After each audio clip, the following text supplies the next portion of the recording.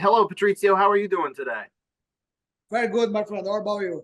I'm doing well. I'm doing well. You're coming into obviously it's been kind of a weird 18 months for you. You know, fights didn't necessarily go your way, and then last couple fights you tried to book last month kind of fell through. You're coming off surgery. Bellator was just sold. You're under new ownership now. How would you describe these last 18 months?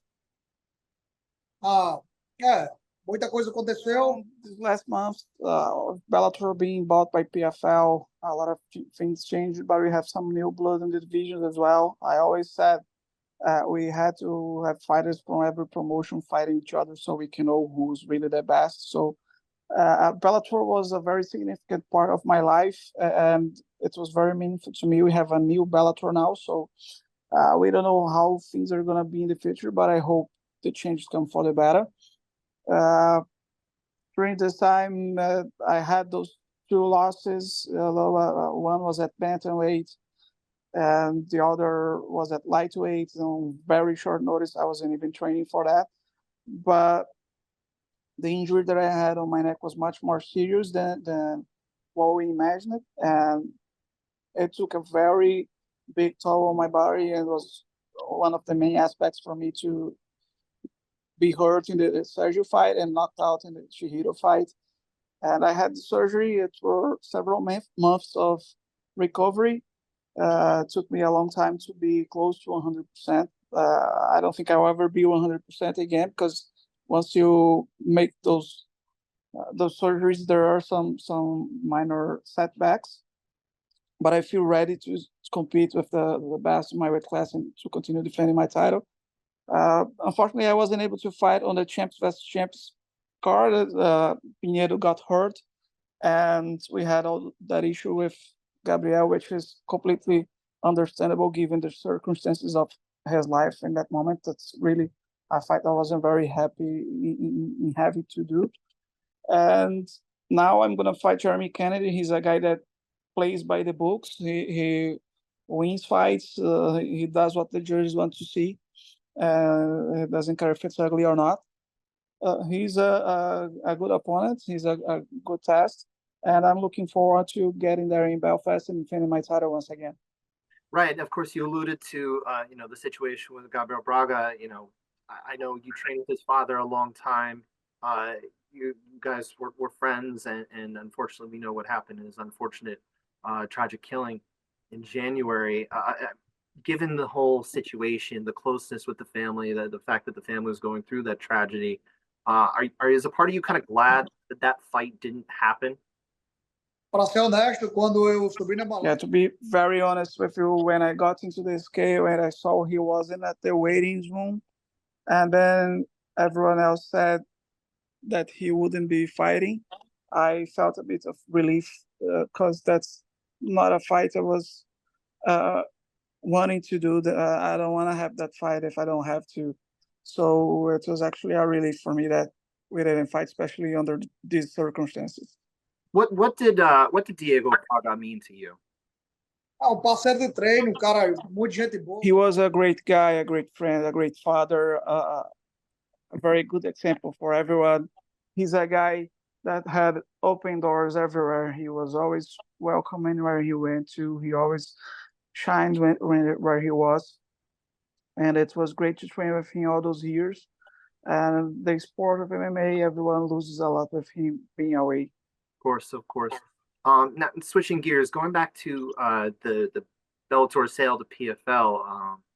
Obviously, you've been with Bellator almost 15 years now. You are very much the face of Bellator for, I think, most fans.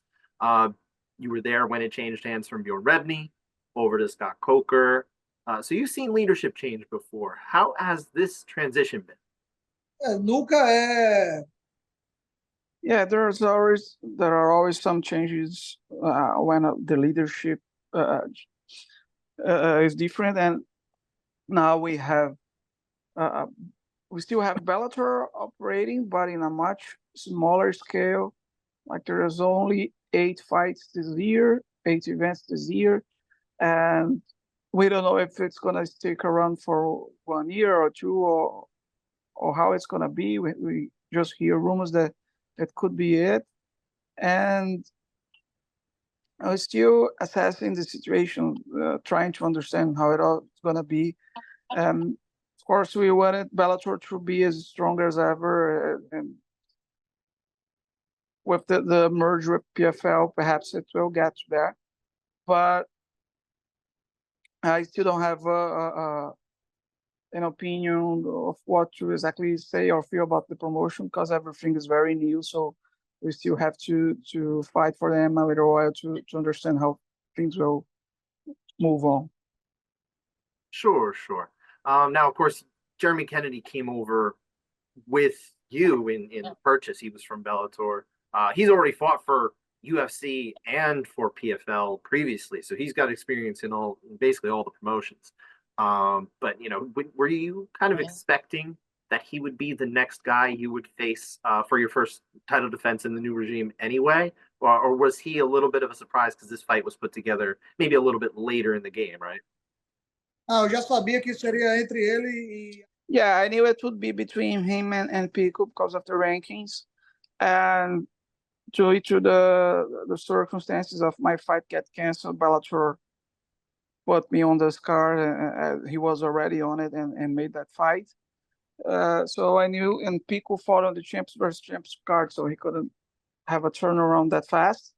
So it made sense. He's the number one in the rankings. He has been talking trash for a while. He has sent me direct messages on Instagram, and he's been pretty vocal about winning that fight. So I knew it was possible to happen, and that's what we're gonna do. What has he been saying in direct messages? Você é uma lenda, vejo você em breve. Yeah, first he started respectful, say you're a legend, can't wait for us to fight. And after I lost in Japan, he sent me a message saying no more games, it's time for us to fight. And then he started talking lots of trash on social media. Okay. And No more games, we're gonna fight. There you go, no more games, right? Yes, let's do that. Sure. He's on a nice little run too. He's 4-1 in Bellator the last 4 years, 3 straight wins. Like I said, he's fared well in those other promotions he fought for. This is his first major championship opportunity, and only a 5-round fight. You've been in these fights for well over a decade. This is not new for you. How much of an advantage is that type of experience for you? Quando marca algumas lutas para mim. Yeah, I mean, when I was going to fight Kleber on Rising, and the fight was 3 rounds, I asked them for 5 rounds. It wasn't possible. And now, when I was supposed to fight Jesus, I also asked for a 5-round fight, and they said it would be 3. So I actually really prefer 5-round fights because I've been doing this for a decade, and if it was up to me, I would have all my fights until the end of my career at this, because what's for some is a discomfort. For me, now it's a discomfort to go back to 3 rounds because you have a different preparation. And this extra level of preparation is actually beneficial for me. So when some guys, when they're surviving to get to the 3rd round, in the 3rd round, and is when my engines start really getting hot and going at full throttle. So for me, that's the best. And as far as Jeremy goes, from what I've seen of him, all his fights, he puts a strong rhythm, and he keeps a steady pace during all the fight, and you don't see him tired or anything when the fight is over. So I don't think that's going to be an issue for him as well. He seems to be very well conditioned and to have a very strong pressure game. And you can also expect me to put the pressure on him from the start until the last minute. If you go 25 minutes, that's how it's going to be. Sure. Now, talking about, the new regime in Bellator, obviously things are new here. But before the sale even, you were kind of talking about the idea that, potentially if it was sold, you might test free agency, possibly exploring that move to the UFC. You've not been willing to do in the past. If after this fight, I mean, how much more do you have on your contract? Is this kind of like one of the last few fights on your contract, or are you trying to see if maybe you can stick with this new Bellator? Matheus, eu não fecho as portas para. Yeah, I don't close the door to any promotion, and I can't get into the specifics of my contract because it's confidential. But I can say that it's closer to the end than it was closer to the middle of it. So when the time comes, we'll see what's on the table, what Bellator PFL has to offer to me. If there are other opportunities out there. I don't close the door to anything. So we might have some surprises, we might have not, but we'll see how it goes when we get there. I still feel strong, and I feel I still have many years in the sport. I was looking at the age of the UFC champions, like Alex Pereira. He was born on the same date as me, and he just became the champion again. John Jones, many of those guys there, they're the same age as me. So I still feel that I can perform at the high level for a few more years. So you could see me in another promotion, or you could see me here. It will all depend on what they put on the table and what I think is best for me at the time. All right, and the last question I have for you is this: in terms of this fight coming up with Jeremy Kennedy, what's your prediction? How do you see it going down? Vamos ver. No final da luta, o braço vai estar levantado. I'm gonna win. I don't like to make a specific prediction of how it's going to be, but I can tell you my hands will be raised at the end, and I'll have another title defense on my belt.